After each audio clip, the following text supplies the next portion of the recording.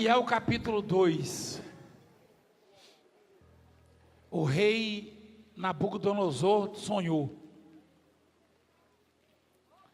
E o sonho o perturbou muito.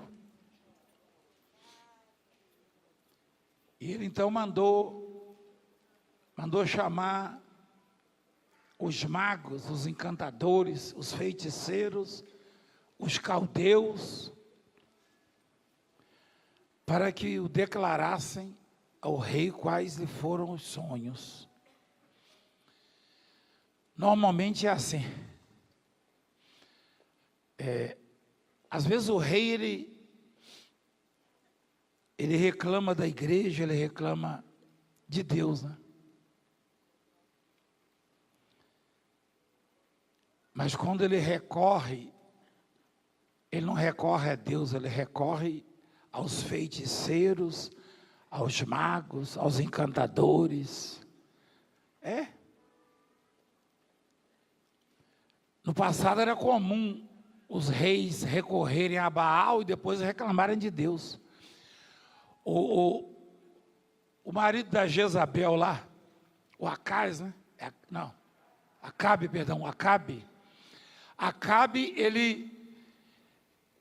ele para adorar, ele adorava o Baal. Na hora de pedir chuva, ele queria que Deus fizesse chover, não é isso? Adorar o Baal, mas aí ele culpava o Elias. Ele perseguiu Eli, o profeta. Hoje não é diferente, não. Tem gente que adora um Deus pagão ou uma garrafa de pinga, e na hora de resolver, quer que Deus resolva, que a igreja resolva. Você sabia disso aí? Final de semana, o culto do sujeito é uma garrafa de 51 na mão, ou do caranguejo, não sei lá. Aquela do alambique. Estou falando com a cabeça, não, né? É que eu vi no vídeo isso aí. Hein? O sujeito, na hora de adorar, adora a garrafa de pinga. Aí, na hora de culpar, culpa a igreja. O Nabucodonosor teve um sonho. Nesse sonho, ele ficou perturbado. E ele mandou chamar tudo que é macumbeira lá. Põe no feiticeiro aí, meu filho. Quem sabe o que é feiticeiro? Quem sabe? Feiticeiro resolve alguma coisa?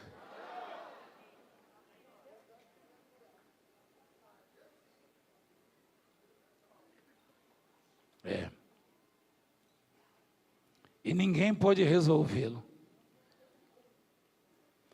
E você sabe o que o rei faz quando alguém não resolve? O rei falou: vou matar todo mundo. Lá no versículo 36, se eu não me engano, que o Daniel assume a responsabilidade. Aliás, no versículo, 26, né, filho? Olha lá, diz 26. Você precisa mudar a página, cortar a imagem?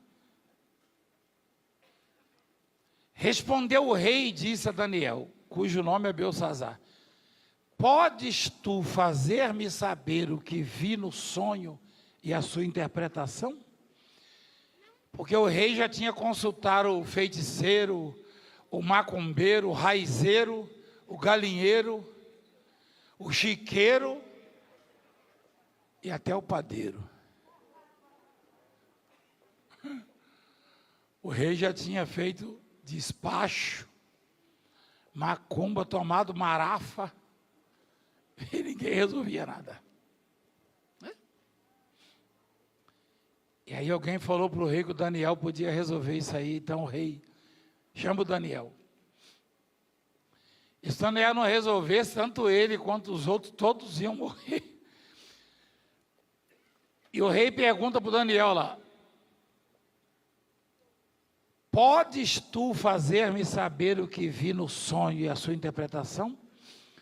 Respondeu Daniel na presença do rei e disse: o mistério que o rei exige, ó. O rei estava exigindo, estava, igreja? Então era sério mesmo o negócio, hein? O mistério que o rei exige, nem encantadores, nem magos, nem astrólogos o podem revelar ao rei. Ou seja, tem assuntos na vida da humanidade que nem cientista, nem apóstolo, nem líder político, líder de espécie alguma, desliga o telefone, por favor.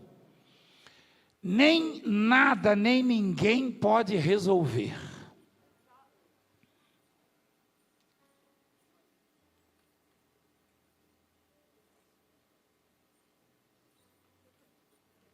Gente, eu queria pedir uma coisa a vocês, não sei se vai adiantar, mas não entra com o telefone ligado dentro da igreja, não faça isso. Não faça isso. Não faça isso. Porque é para o seu bem. A mim não vai atrapalhar a sua vida. Não faça isso. Quando você vem para ouvir a voz de quem? Ele vai ligar no telefone, vai? Você pode falar que eu sou enjoado, mas o que eu posso fazer? Não adianta eu fingir que sou bonzinho e deixar você fazer o que você quer. Eu tenho que te ensinar para você sair daqui abençoado e voltar como essa família hoje. Não adianta. Não adianta.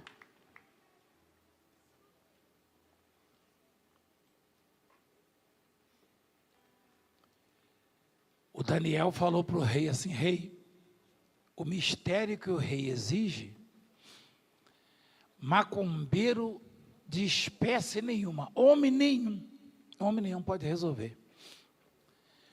Tem assuntos na minha vida, na sua vida, que não cabe a homens. Quem entende o que eu estou falando? Todos nós os temos. Todo mundo tem esses assuntos, esses problemas. Tem coisas que só Deus... Aliás, Jesus foi claro. Jesus foi claro. Quando o pai daquele menino desesperado não conseguia libertá-lo, e os discípulos não conseguiram também, depois questionaram, e Jesus falou: não, isso aí é só jejum e oração que resolve. Falou ou não falou? E nesse caso aí específico do rei, e casos que eu e você temos, que nem os melhores amigos, você pode ser amigo do melhor médico do mundo, que aquilo ali é assunto para Deus, não é para homem, e o mundo não entende isso, mas nós temos que ensinar. Eu também não vou deixar de pregar isso, porque isso aí vai mexer com vaidade, com orgulho, isso é problema deles. Tem coisa que só Deus pode fazer. Se Ele quiser fazer, Ele faz. Se Ele não quiser, Ele não faz. Pronto. Amém? Só Deus pode fazer. E Daniel foi claro, ele falou: só Deus. Olha, macumbeiro nenhum, nem encantadores, nem magos, nem astrólogos. Astrólogos. Não adianta julgar pedrinha, conchinha, mexilhão. Tem uns que ficam mexendo os mexilhão na bacia, né? Não adianta. Só Deus resolve. Esse negócio é antigo, hein? Esse negócio de mexer com mexilhão, né? Cruz credo. Mostra lá. Chama. Mostra lá. Macumbeira já é antigo na igreja. Você viu os feiticeiros? Rapaz, esse bicho está até hoje. Que negócio longo, né? Mais que dinossauro foi, eles ficaram, hein? Ô, louco. Olha lá. Mas há um Deus no céu.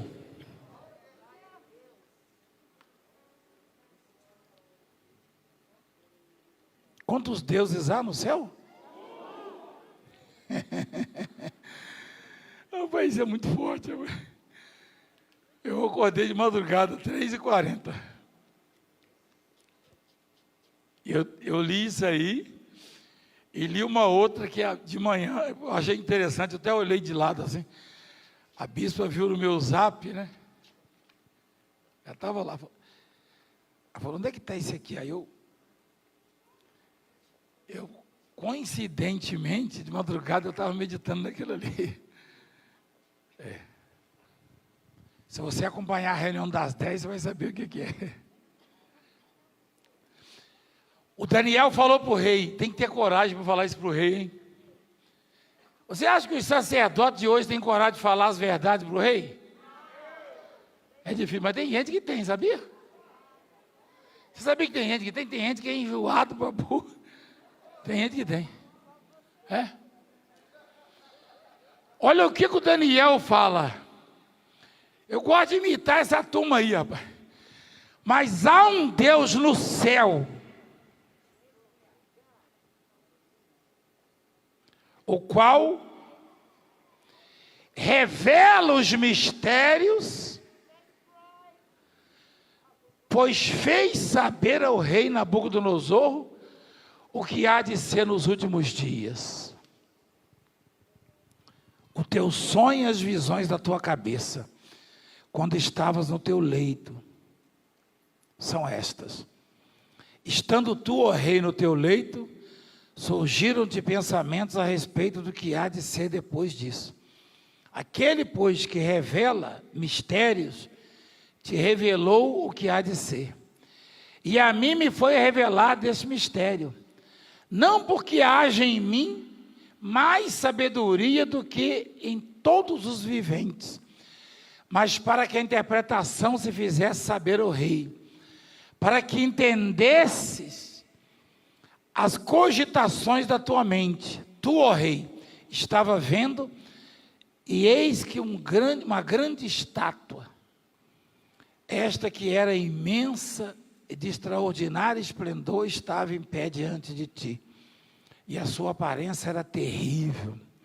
A cabeça era de fino ouro, o peito e os braços de prata, o ventre e os quadris de bronze, e o rei ouvindo as pernas de ferro, os pés em parte de ferro e em parte de barro. Puxa, essa estátua... Quem percebe que... Mostra lá o que ele fala. A cabeça da estátua era de quê, filho? Hã? De fino ouro. O peito e os braços de quê? E o ventre e os quadris de quê? Perfeita até aí a estátua. Perfeita. Você consegue imaginar uma pessoa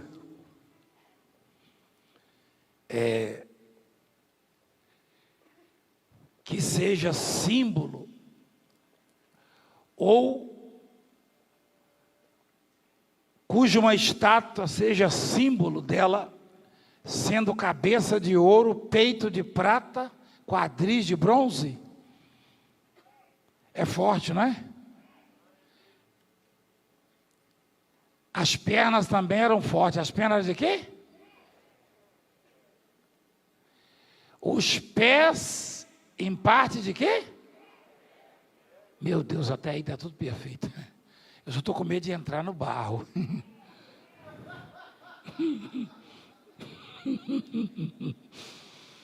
Porque quem sustenta a cabeça? Os pés. Quem sustenta os quadris? Quem sustenta o peito? Então, os pés eram em parte de quê? De barro.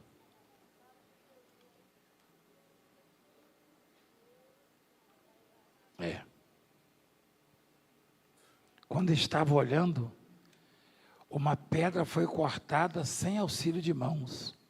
Feriu a estátua. Feriu aonde? Feriu a estátua aonde? Mas logo nos pés. Essa pedra cai na cabeça, era de ouro, ainda segurava, né? Mas caiu nos pés, ó. Feriu. Quem era esse cabra aí, essa estátua? Era o rei? O reino? E o que aconteceu com a estátua? Os pés de ferro e de barro e os o quê? E os esmiuçou. O que é esmiuçar? Quebrar totalmente? Uai, então o que aconteceu com a cabeça depois? Se cortar os pés, se quebrar os pés, para onde vai a cabeça? E o peito? Então pronto. Então pronto. Imagina o quão difícil foi para Daniel falar isso para o rei. Continua, por favor. Então, foi juntamente esmiuçado o ferro, o barro, o bronze, a prata, tudo porque os pés eram de barro, e o barro é muito frágil, exatamente. Aliás, nós fomos feitos de quê mesmo? Vixe, todo mundo? Tem um racista que perguntou isso para mim, perguntou brincando, mas é racismo. Ele falou, o homem foi feito de barro, por que o senhor é escurinho e tem uns cravos? Eu falei, não, porque eu fui feito de barro preto, o cabeçudo. Eu falei para ele, eu fui feito daquele barro, aquela terra roxa que tem lá no Paraná. Eu já ia falar em feijão de novo. Porque a terra é boa de feijão. Vira e mexe, vem o tal do feijão na minha mente. Por quê? Porque a terra roxa produz muito feijão e soja. Quem sabia disso? Eu fui feito dessa terra. Entendeu? Então,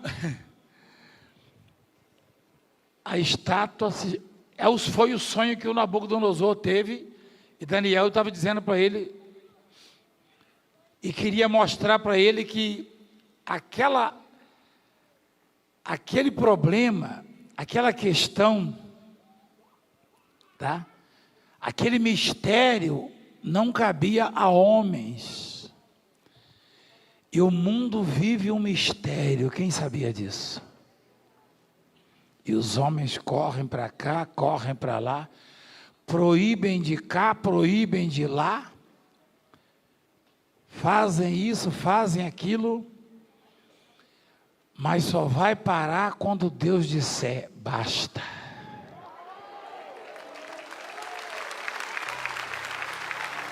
Só quando Deus disser, basta. E quando é que Deus vai dizer? Quando o rei entender que nem magos, nem feiticeiro, nem encantadores, tem que ser alguém que tenha o Espírito de Deus. E Daniel tinha. Mostra lá, por favor.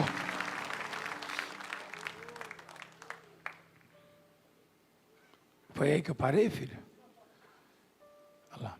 Os quais se fizeram como a palha das eiras no estio. E o vento os levou, e deles não se viram mais vestígios. Mas a pedra que feriu a estátua se tornou em grande montanha que encheu toda a terra.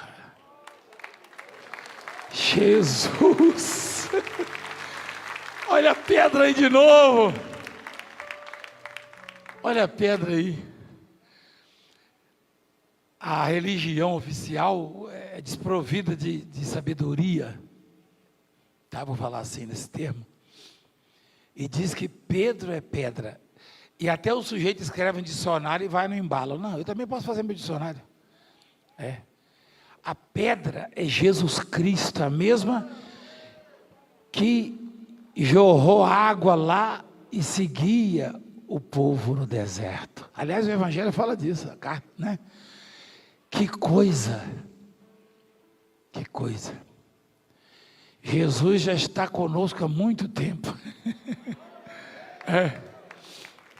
Que coisa!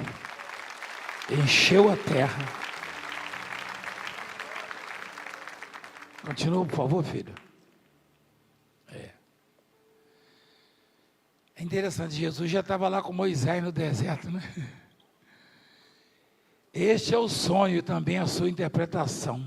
Diremos ao rei: tu, ó rei, rei de reis, a quem o Deus do céu conferiu o reino, o poder, a força e a glória, e cujas mãos foram entregues os filhos dos homens, onde quer que eles habitem, e os animais do campo e as aves do céu, para que domines sobre todos eles.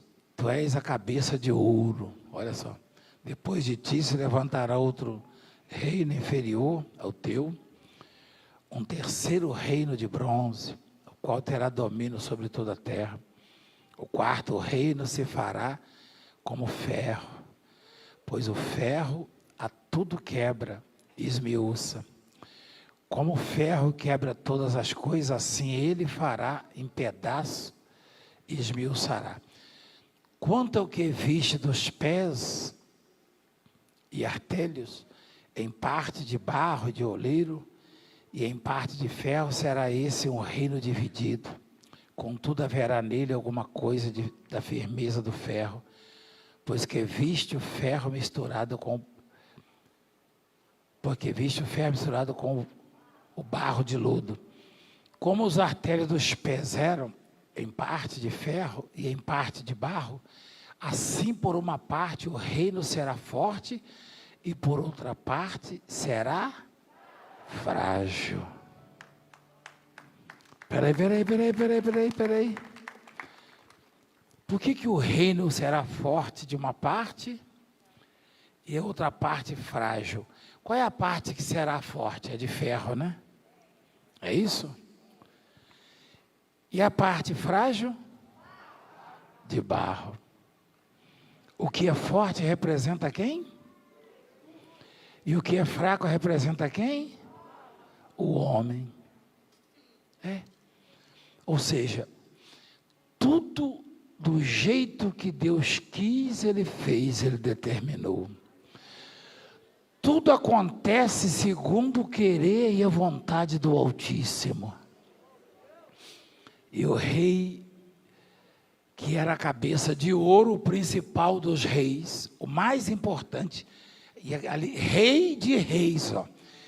Havia muitos reis que temiam, que se subordinavam a ele, que o admiravam, e mesmo ele sequer pôde entender o significado de um sonho, porque por maior que seja o homem, não significa absolutamente nada diante de Deus.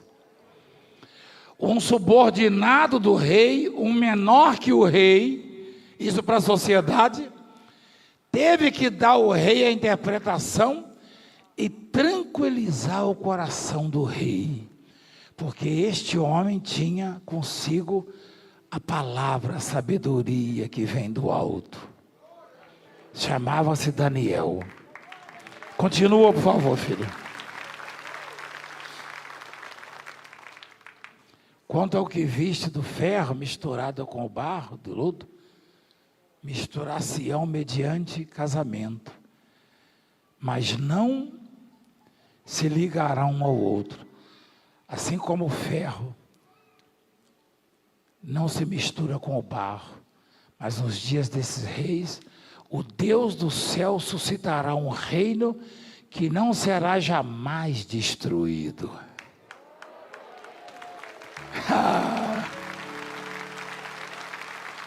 Deixa lá. Você está vendo? Mas nos dias desses reis, o Deus do céu suscitará um reino que não será o quê? Jamais. Alguém pode destruir o reino que Deus estabelece? Este reino não passará a outro povo. Esmiuçará e consumirá todos esses reinos, mas ele mesmo subsistirá para sempre.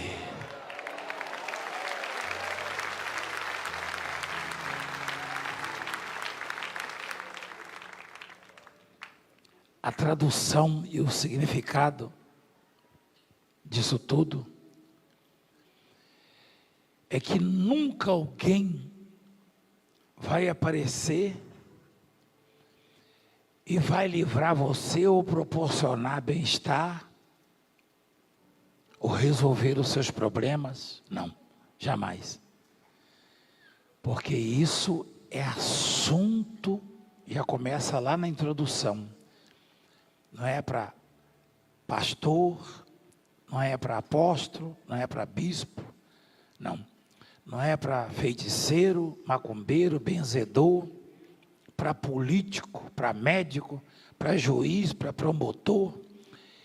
Isto é assunto para Deus.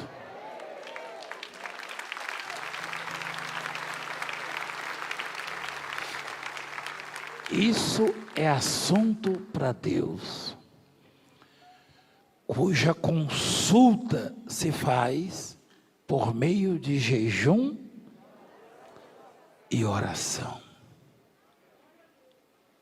Está entendendo? Por meio de jejum e oração. Por isso fica estabelecido este jejum.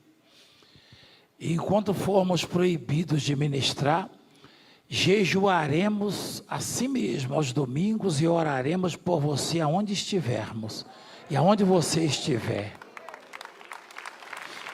E ninguém vai tirar isso de nós. Mas a qualquer momento desses, os reis da terra vão chamar os sacerdotes, os profetas. Quando todos os recursos se esgotarem, vão chamar os profetas, e aí vão ter que submeter, e aí Deus dará o livramento. É desse jeito. É assim mesmo. Presta atenção no que eu estou falando. Presta atenção. Você viu lá? Todos os reinos, o de ouro, o de prata, o de ferro, todos os reinos foram passando, e Deus estabeleceu um. E o que subsiste é o de Deus. O que Deus estabeleceu é para sempre.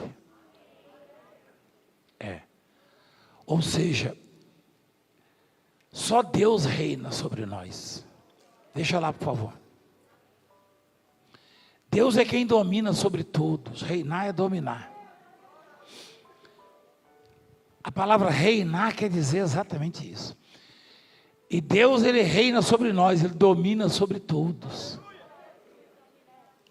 A força e o poder estão com Ele. Amém? Vai descendo, filho, por favor.